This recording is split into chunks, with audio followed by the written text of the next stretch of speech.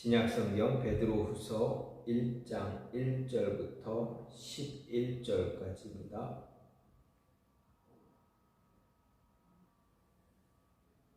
예수 그리스도의 종이며 사도인 시몬 베드로는 우리 하나님과 구주 예수 그리스도의 의를 힘입어 동일하게 보배로운 믿음을 우리와 함께 받은 자들에게 편지하노니, 하나님과 우리 주 예수를 알므로 은혜와 평강이 너희에게 더욱 많을지어다. 그의 신기한 능력으로 생명과 경건에 속한 모든 것을 우리에게 주셨으니, 이는 자기 영광과 더불어서 우리를 부르신 이를 알므로 말미암음이라. 이로써 그 보배롭고 지극히 큰 약속을 우리에게 주사 이 약속으로 말미암아 너희가 정욕 때문에 세상에서 썩어질 것을 피하여 신성한 성품에 참여하는 자가 되게 하려 하셨느니라. 그러므로 너희가 더욱 힘써 너희 믿음의 덕의 지식을, 지식의 절제를, 절제의 인내를, 인내의 경건을, 경건의 형제 우애를, 형제 우애의 사랑을 더하라. 이런 것이 너희에게 있어 흡족한즉 너희로 우리 주 예수 그리스도를 알기에 게으르지 않고 열매 없는 자가 되지 않게 하려니와, 이런 것이 없는 자는 맹인이라 멀리 보지 못하고 그의 옛 죄가 깨끗하게 된 것을 잊었느니라. 그러므로 형제들아, 더욱 힘써 너희 부르심과 택하심을 굳게 하라. 너희가 이것을 행한즉 언제든지 실족하지 아니하리라. 이같이 하면 우리 주 곧 구주 예수 그리스도의 영원한 나라에 들어감을 넉넉히 너희에게 주시리라. 아멘. 오늘 말씀 베드로후서 1장 1절부터 11절 말씀입니다. 베드로전서, 즉 베드로가 쓴 첫 번째 서신인 베드로전서는 로마 정부에 의해서 대대적인 박해, 정치적인 박해가 시작된 것 때문에 이제 초대 기독교에서는 굉장히 어려운 시련 가운데 있었던 모습이 있습니다. 그런 가운데서 그런 시련에 직면한 성도들을 격려하기 위한 목적으로 기록된 서신이 바로 베드로전서입니다. 그래서 베드로전서를 다른 일컬을 때 격려의 서신이다라고 이야기하기도 합니다. 또 베드로는 두 번째 서신인 베드로후서를 또 보내기도 했는데, 이 베드로후서는 교회 안에 들어온 거짓 교사들의 문제에 대해 초점을 맞추고 있습니다. 이 거짓 교사들의 문제에 초점을 두고 그들로 인해서 도덕적이고 교리적인 타락을 경계하기 위해서 기록한 서신이 바로 베드로후서입니다. 그래서 베드로후서를 경계의 서신이다라고 이야기할 수도 있습니다.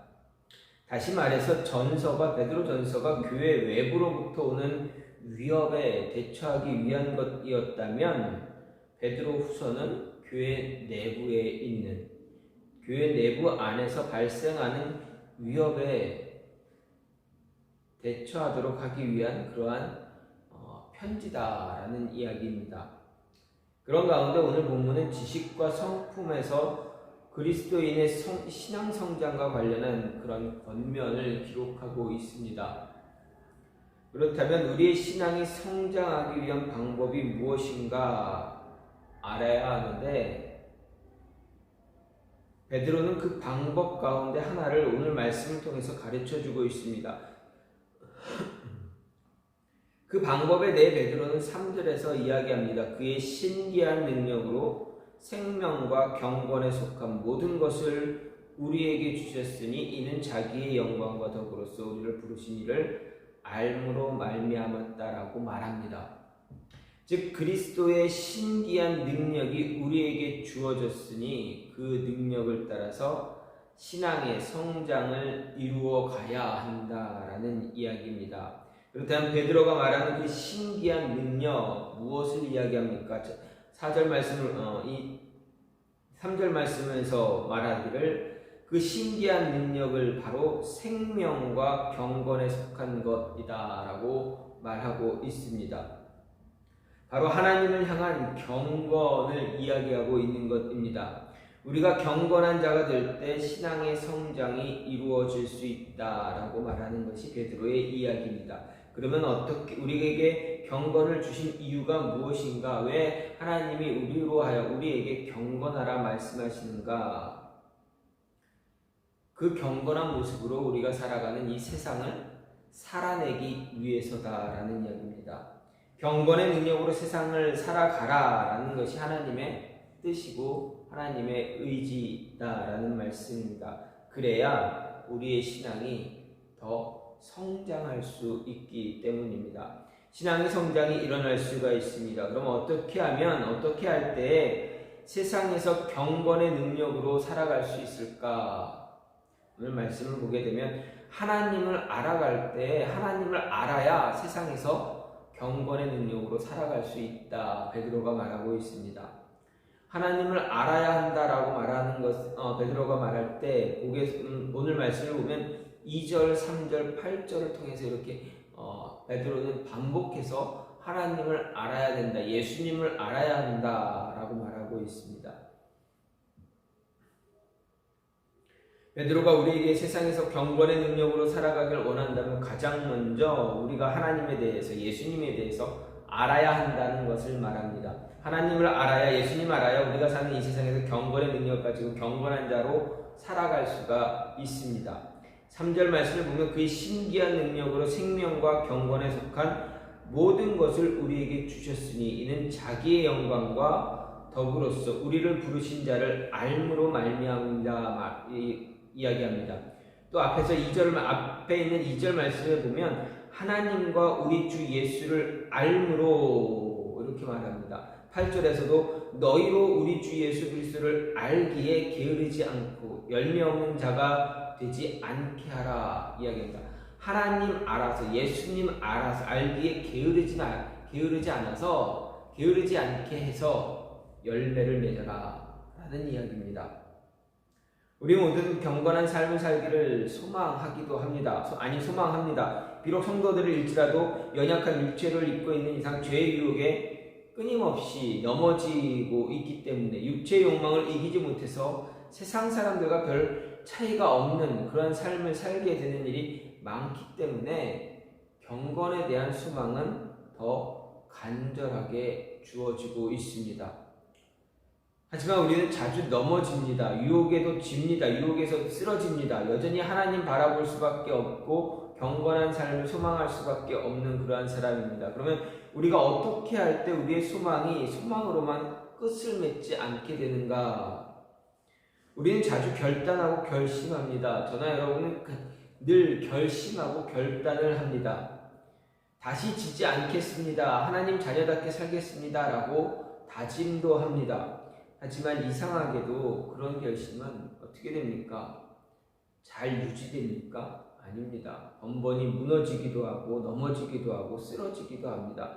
그래서 다시 옛사람의 모습으로 돌아가 있는 나의 모습, 여러분 자신의 모습을 발견하게 됩니다.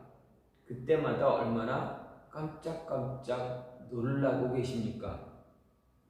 우리는 하나님의 자녀고 더 이상 죄의 종이 아니고 의를 위해서 열매 맺는 자로 부름을 받았습니다. 그럼에도 자꾸 실패하는 우리의 모습을 보면서 우리는 때때로 우리의 구원을 의심할 때도 있습니다. 왜 그럽니까? 분명 베드로는 하나님께서 우리에게 생명과 경건에 속한 모든 것을 주셨다고 말합니다. 하나님은 하나님의 신비한 능력으로 경건을 위해 필요한 모든 것을 이미 우리에게 주셨습니다. 우리가 새삼스레 얻어서 가져가야 할 것이 아니라 이미 우리 안에 주어졌다 말합니다. 이미 우리는 생명과 경건을 위해 필요한 모든 것을 갖고 있다는 말입니다. 하지만 생명과 경건을 위해 필요한 모든 것이 주어졌다는 것이 반드시 경건한 삶을 살아낼 능력이 주어졌다는 것이 아니다라는 얘기입니다.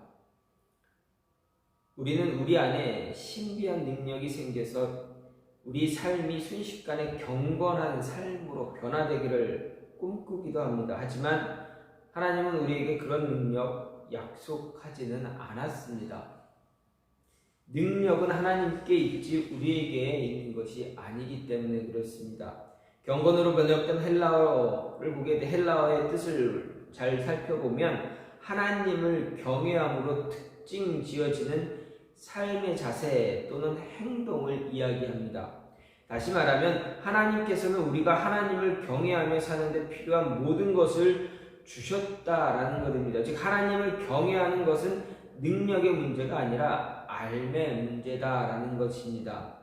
그래서 베드로는 이는 자기의 영광과 더불어서 우리를 부르신 자를 알므로 말미암았다라고 말했습니다. 왜냐하면 경건한 삶은 우리를 부르신 분의 영광과 탁월함을 아는 것을 통해서만 가능하기 때문에 그렇습니다. 따라서 경건한 삶 살려면 금욕을 하고 억제하는 데 정신을 쏟기보다 우리를 부르신 분의 능력과 영광 그리고 탁월함이 어떠한가 아는 데 더 힘써야 한다는 이야기입니다. 쉽게 말하면 예수님에 대해서 하나님에 대해서 말씀을 더 많이 알아야 우리가 경건한 삶을 살 수 있다라는 이야기입니다. 하나님은 자신의 신비한 능력으로 우리가 넉넉히 그를 믿고 하나님을 믿고 경외하며 살아도 될 만큼 우리의 삶을 지키고 인도하실 것입니다. 이것을 알 때에 우리는 우리를 스스로를 부인할 수 있게 되고 열매로서 생명과 경건을 소유하게 될 수가 있습니다. 하나님 더 많이 알아야, 예수님 더 많이 알아야 우리가 세상에서 살아갈 때 경건의 능력으로 살아갈 수 있다라는 것입니다. 알아야 닮아갑니다. 하나님 알아야, 예수님 알아야 예수님 닮아갈 수가 있습니다. 예수님을 알아야 예수님이 말씀하시는 것이 무엇인지를 알 수가 있습니다. 예수님을 알아야 예수님이 우리에게 요구하는 것이 무엇인지를 알 수가 있습니다.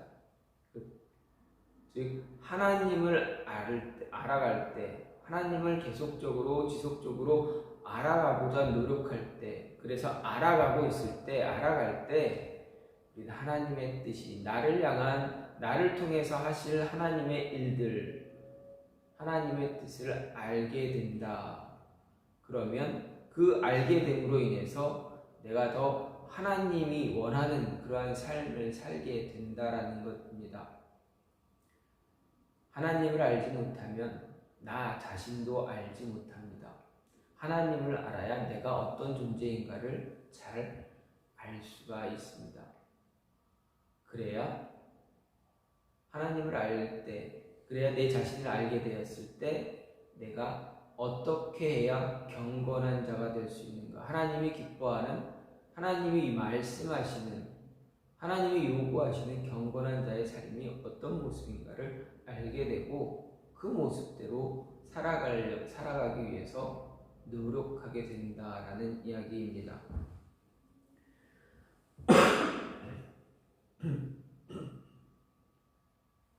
두 번째로 하나님의 약속을 통해서 우리는 세상에서 경건의 능력으로 살아갈 수가 있습니다. 세상에서 경건의 능력으로 살아가고 싶다면 하나님의 약속을 우리는 기억해야 한다. 그 약속을 통해서만 우리가 경건한 모습으로 경건한 자의 삶을 살 수 있다는 이야기입니다. 4절을 보면 이로써 그 보배롭고 지극히 큰 약속을 우리에게 주사 이 약속으로 말미암아 너희로 정욕을 인하여 세상에서 썩어질 것을 피하여 신의 성품에 참여하는 자가 되게 하려 하셨으니, 이렇게 베드로가 말합니다. 즉 이 말씀은, 이 4절 말씀은 하나님의 성도에 대한 저나 여러분에 대한 기대와 성도를, 우리를 부르신 목표는 그가 구원받아 천국 가는 정도가 아니라 하나님의 성품에 참여하는 데까지 나아가는 것이다 라고 말하는 것입니다. 우리가 무엇을 위해서 예수님을 믿었는지 상관없이 하나님의 목표는 우리가 하나님의 성품을 닮아가는 데 있다는 것입니다. 하나님의 성품이 무엇입니까? 오늘 말씀을 통해서 베드로가 말하는 하나님의 성품은 무엇입니까? 바로 경건입니다. 경건한 하나님을 닮아가는 것이 하나님의 목표다라는 것입니다. 한편 베드로는 하나님의 성품과 반대되는 것을 거론할 때 오늘 구절을 통해서 4절 말씀, 오늘 말씀을 통해서 하나님의 성품, 즉 경건한 하나님의 성품과 반대되는 것을 이야기할 때 정욕을 이야기하고 있습니다. 세상은 욕망 때문에 썩고 부패하게 되었습니다. 부패해졌습니다. 세상 자체가 문제가 아니라 세상을 부패시키는 욕망이 문제다라는 이야기입니다. 이런 욕망의 특징은 끝을 알지 못합니다. 만족함이 없습니다. 절제를 알지 못합니다. 넉넉함도 없습니다. 여유도 없습니다. 사랑을 알지 못합니다. 인내와 온유도 알지 못합니다. 타인을 인정하지 않습니다. 믿어주지 않습니다. 헌신과 희생 알지 못합니다. 욕망은 파괴적이고 폭력적이기 때문에 마치 불과 같습니다. 모든 것을 다 무너뜨립니다. 욕망은 자기 외에 다른 것을 인정하지 않으려 합니다. 욕망은 스스로를 신적 존재로 주장하고 또 결국 우상숭배에 이르게 한다라는 이야기입니다. 그런데 이는 유한한 우리가 참 제한적인 우리의 특징, 인간의 특징이기도 한 것입니다. 즉 욕망은 결핍됨과 유한함을 이면에 가지고 있는 그런 모습입니다. 욕망은 죽을 인간의 운명입니다. 욕망은 죄의 근원이고 죄의 결과입니다. 이 욕망이 세상 안에 있는 모든 것을 다 썩게 하고 부패시키고 있습니다. 그렇다면 욕망에 정확히 반대되는 것, 바로 하나님의 성품, 조금 전에 말씀드렸던 그 하나님의 성품입니다. 성령의 9가지 열매는 욕망이 알지 못하는 것이고 또 만들어낼 수 있는 것도 아닙니다. 욕망은 결핍과 유한함과 죽을 운명에서 나오지만 하나님은 부족한 것이 없으시고 무한하시고 영원하십니다. 섬기는 자가 큰 자이고 가난한 자가 복 있는 자고 나중된 자가 먼저 되는 하나님 나라의 법칙은 욕망의 법칙과는 완전히 다르다라는 것입니다. 그것이 바로 하나님의 성품의 특징입니다. 경건의 특징입니다. 하나님은 우리가 욕망이 아닌 하나님의 성품, 즉 경건에 참여하기를 원하고 계십니다. 그런데 이 일은 오직 우리에게 주어진 보배롭고 지극히 큰 약속을 바라보며 살 때 가능하다라고 베드로가 말합니다. 다시 말해서 우리가 하나님의 성품인 경건을 이루기 위해서는 반드시 하나님이 우리에게 주신 그 큰 약속을 바라볼 때 가능하다 이야기했습니다. 그러면 우리에게 주어진 그 큰 약속이 무엇입니까? 그 약속은 바로 예수 그리스도의 영원한 나라에 들어가는 것입니다. 우리가, 저와 여러분이 예수 그리스도의 영원한 나라에 들어갈 것이다 라는 약속입니다. 또 어떤 약속입니까? 영광 가운데서 다시 오실 것이라는 약속입니다. 지금 우리가 살고 있는 이 세상이 전부가 아닙니다. 우리에게는 영원한 나라가 있습니다. 예수님께서 세상 마지막 날 재림하셔서 세상의 모든 썩어질 것을 심판하시고 공평과 정의로 다스리실 것입니다. 따라서 이 약속을 바라볼 때 우리 신앙은 부패하지 않게 되고 우리에게 생명 주신 하나님의 성품인 경건을 이루어 갈 수가 있습니다. 하나님의 약속을 바라볼 때 우리는 경건한 자의 모습으로 살아갈 수가 있습니다.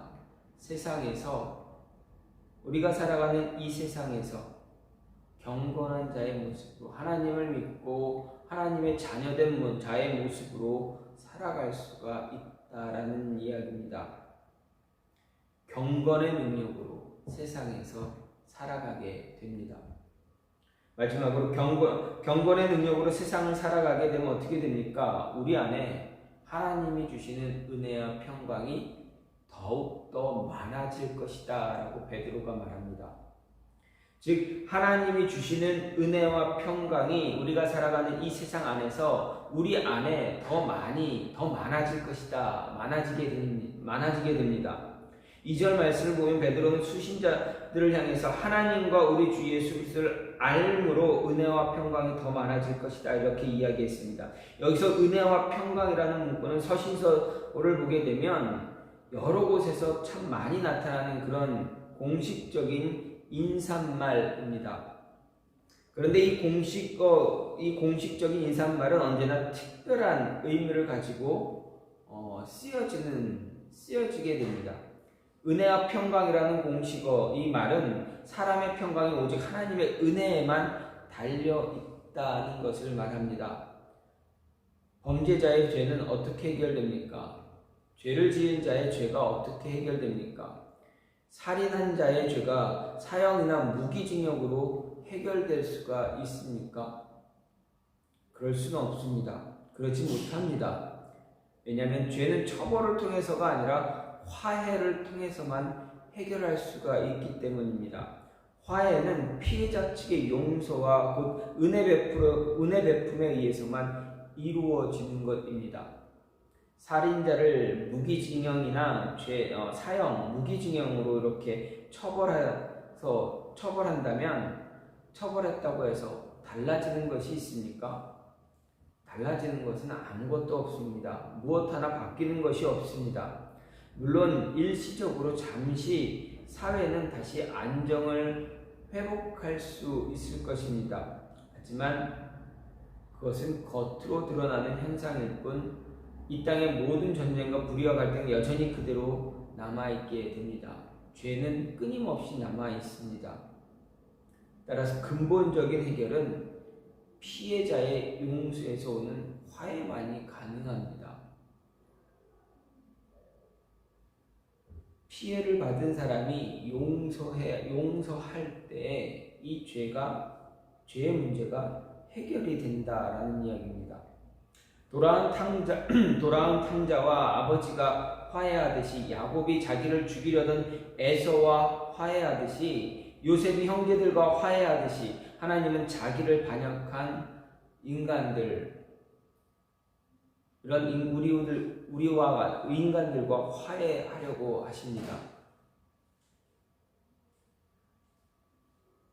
예수님께서 십자가에 죽으신 것은 하나님과 죄인인 우리 사이를 화목하게 하기 위한 것입니다.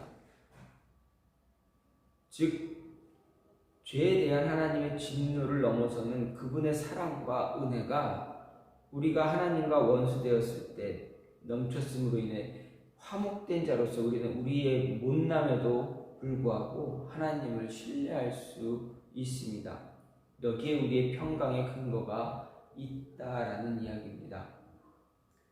즉 우리의 평강은 하나님의 하나님 되심과 우리를 향한 예수님의 사랑에 근거하기 때문에 하나님의 성품과 예수님의 사랑에 대해 알면 알수록 우리의 평강도 깊어지게 됩니다. 그래서 세상에서 경건한 자의 모습으로 살기 위해서는 하나님을 더 많이 알아라라고 한 것도 그런 모습입니다. 세상은 평화와 안정을 추구하지만 아무리 노력해도 그것을 얻지 못하게 됩니다. 그것은 우리가 추구한다고 얻어줄 수 있는 것이 아니기 때문입니다. 오직 하나님을 알기를 추구해야 합니다. 하나님을 알아가야만 합니다. 우리가 하나님의 은혜를 알 때 우리가 참된 평안을 누리게 됩니다. 세상도 무엇도 우리에게 참 평안을 가져다 주지 못합니다. 하지만 하나님을 아는 지식을 통해서 갖게 된 경건의 능력은 우리를 하나님의 평강 가운데로 인도한다라는 이야기입니다. 하나님의 은혜와 평강이 바로 우리 안에 더 많아지게 된다는 말씀입니다. 우리가 살아가는 세상에서 경건의 능력으로 살아갈 때 하나님의 은혜와 평강은 배가 되는 것입니다. 더 많아지게 됩니다. 경건한 모습으로 살아가려고 노력할 때 하나님의 성품 닮아가서 하나님의 성품대로 살려고 노력할 때 그때 우리의 삶에 하나님의 은혜와 평안이 넘쳐난다. 이전보다 배가 되어 넘쳐나는 그런 모습을 우리가 누릴 수가 있게 됩니다. 베드로는 오늘 말씀을 통해서 그리스도인이 저와 여러분이 세상에서 경건의 능력으로 살아가길 원하고 있습니다. 우리에게 말합니다. 경건의 능력으로 살아가라. 세상에서 경건의 능력으로 살아가라. 그 경건의 능력으로 살기 위해서 하나님 알아야 되고 하나님의 약속 너희가 바라봐야 된다. 하나님이 주신 그 약속 잊지 말고 기억해서 그 약속을 바라보며 살아야 된다. 기다리며 살아야 된다. 그러한 삶이 계속 이어질 때 무엇이 주어진다 이야기합니까? 은혜와 평강이 더 많아질 것이다. 너희가 은혜와 평강을 더 누리게 될 것이다 라는 이야기입니다. 여러분, 하나님 아는데 얼마나 노력하고 있습니까? 하나님을 알기 위해서 얼마나 애를 쓰고 있습니까? 어떤 분들은 하나님 알아가기 위해서 성경 말씀을 읽습니다. 좋은 모습입니다. 그런데 이것이 습관이 되고 습관이 되는 것까지는 좋았는데 그냥 아무 생각 없이 습관만 되어서 그저 그냥 글자만 읽어나가는 아무 느낌 없이 글자만 읽어나갈 때가 참 많다라는 것입니다.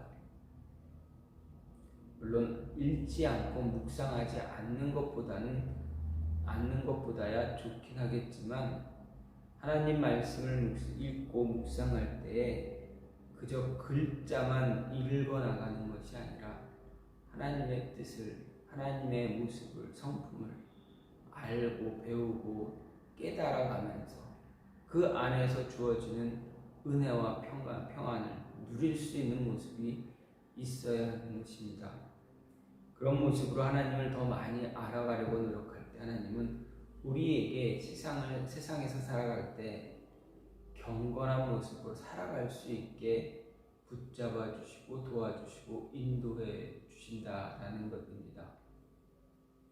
그리고 주신 그 약속 바라보며 그 약속 기대하며 나아갈 때 더 큰 은혜와 평강을 또한 주신다. 그래서 세상에서 경건한 하나님의 자녀답게 살아가는데 승리하는 자가 되게 하신다라는 이야기입니다. 여러분, 승리하는 여러분이 되길 원합니다. 은혜와 평강이 여러분의 삶에 2배, 3배, 이전보다 2배, 3배, 아니 그 이상 넘쳐나는 모습이 있기를 간절히 소망합니다. 그러기 위해서 하나님 많이 알아가십시오. 그리고 하나님의 약속 끝까지 붙잡고 바라보십시오. 그러면 은혜와 평강이 배가 되어서 여러분의 삶이 더욱더 풍성해질 것입니다. 이 시간 같이 기도하기를 원하는데 하나님,